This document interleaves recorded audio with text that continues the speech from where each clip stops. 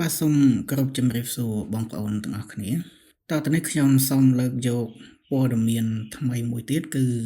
នៅក្នុងគេហទំព័រ Discovery Alert ឬក៏បងប្អូនអាចចូលទៅមើលនៅក្នុងគេហទំព័រ KitGo ក៏បាន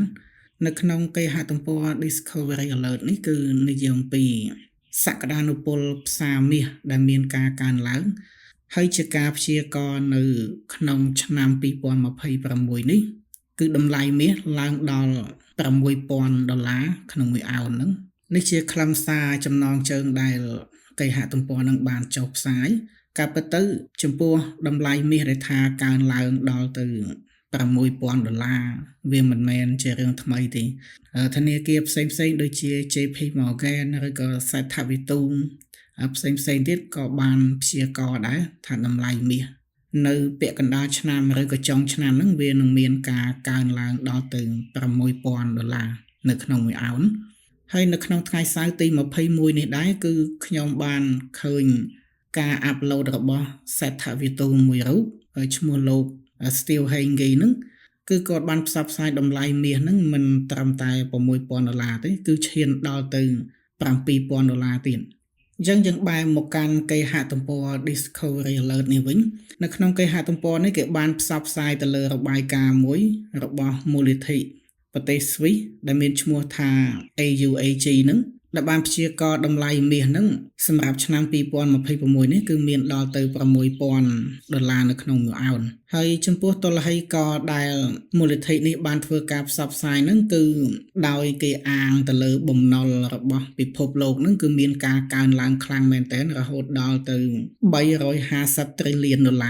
នេះគឺជាកត្តាដែលធំបំផុតហើយមួយទៀតគឺតាក់ទងទៅនឹងនិន្នាការតំបន់ដែលវាចេះតែឡើងកម្ដៅចេះតែមានបញ្ហាចំនួនទាស់ទែងប្រជែងគ្នាទៅវិញទៅមកហើយមួយទៀតគឺតម្រូវការរបស់ធនាគារកណ្ដាលចំណុចចុងក្រោយហ្នឹងគឺការធ្លាក់ចុះនៃរូបិយប័ណ្ណរបស់ប្រទេសនីមួយៗហើយជាពិសេសគឺរូបិយប័ណ្ណប្រាក់ដុល្លារនោះតែម្ដងដូច្នេះហើយបានជាមូលនិធិនេះធ្វើការព្យាករណ៍ថានៅក្នុងឆ្នាំ2026នេះមាសនឹងឡើងដល់$6,000ដែលគេផ្អែកទៅលើកត្តាទាំងប៉ុន្មានចំណុចខាងដើមមិញណានេះជាការព្យាករណ៍សម្រាប់ឆ្នាំ2026នេះដោយឡែកយើងក៏លេខមកមើលតារាងដែលគេធ្វើការព្យាករណ៍បន្ថែមទៅទៀតតាក់ទងទៅនឹងតម្លៃដែលឆ្លុះបញ្ចាំងអំពីទីផ្សារបច្ចុប្បន្ននេះឆ្ពោះទៅអនាគតអញ្ចឹងយោងតាមមូលនិធិ AUAG នេះគេបានធ្វើការព្យាករណ៍បន្ថែមទៅទៀតថា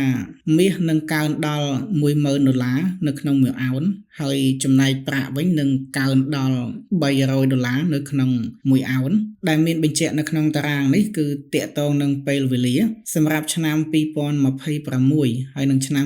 2027នេះមាសគឺមានតម្លៃ$6,000ក្នុង1អោនហើយចំណែកប្រាក់វិញមានតម្លៃ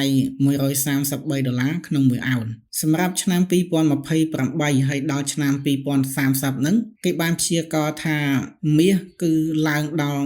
$10,000ក្នុង1អោនចំណែកឯប្រាក់ឡើងដល់$300នៅក្នុង1អោនដោយឡែកសម្រាប់រយៈពេលវែងទៅមុខទៀតគឺចាប់ពីឆ្នាំ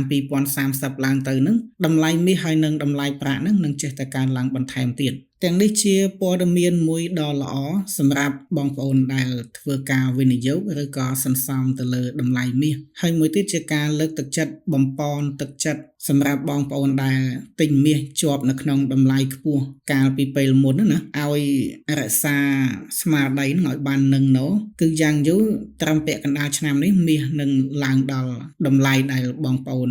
ធ្លាប់ជាប់នឹងដូច្នេះកុំឲ្យមានការព្រួយបារម្ភជៀសវាងដែលយើងយកមាសទិញជាប់ក្នុងតម្លៃខ្ពស់នឹងទៅលក់ទៅវាមានការខាតអញ្ចឹងយើងសម្លឹងមើលទៅលើនិន្នាការរយៈពេលវែងដែលស្ថាប័នជំនាញផ្សេងក៏ដូចជាសេដ្ឋវិទូជាទូទៅនឹងបានធ្វើការព្យាករណ៍ហើយចំពោះខ្លឹមសារអត្ថបទនេះបងប្អូនអាចចូលមកមើលក្នុងគេហទំព័រ Discovery Alert ក៏បានចូលទៅក្នុងគេហទំព័រ KitGo នឹងក៏បានដែរចឹងចុងបញ្ចប់នេះខ្ញុំសូមសង្ខេបខ្លឹមសារឡើងវិញគឺតម្លៃមាសសម្រាប់ឆ្នាំ2026និង2027នេះវានឹងឡើងដល់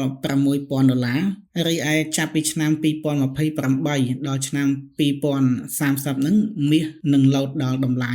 $10,000 អញ្ចឹងជាដំណឹងក៏ដូចជាឱកាសដ៏ល្អមួយសម្រាប់បងប្អូនដែលធ្វើការសន្សំមាសឬក៏វិនិយោគជួញដូរហាងឆេងមាសជាដើមហ្នឹងអញ្ចឹងចង់បញ្ចប់ខ្ញុំបាទសូមអរគុណសូមជម្រាបលា